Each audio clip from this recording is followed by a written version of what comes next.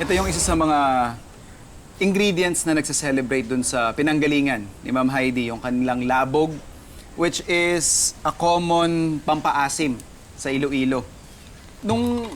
Una natin siya nakilala, nagtanong ako online kung ano-ano nga yung mga luto na pinagagamitan nito. So kadalasan, sinigang, pinapaksiw sa isda, basically anything na kailangan ng asim, siyang ginagamit nung mga food explorers natin sa South.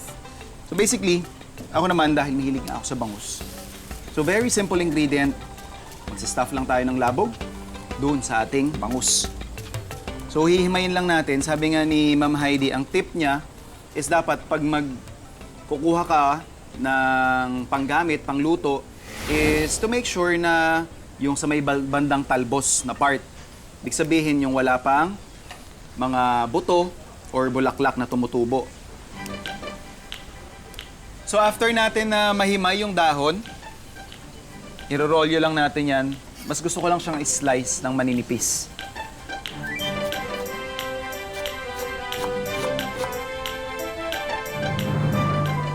So ito na rin yung na-slice nating sibuyas. Bago natin ilagay yung na-slice nating labog, lalagyan ko lang ng konting asin. And of course, paminta.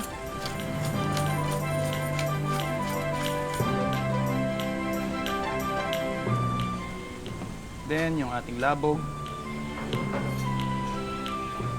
Since tinimplahan na natin yung ating pinaka-stuffing, kapag titimplahan nyo na yung pinaka-protein ninyo, in this case yung ating isda, make sure na alalay na lang din kayo doon sa paglagay nyo ng asin or any other na pampaalat gusto niyo.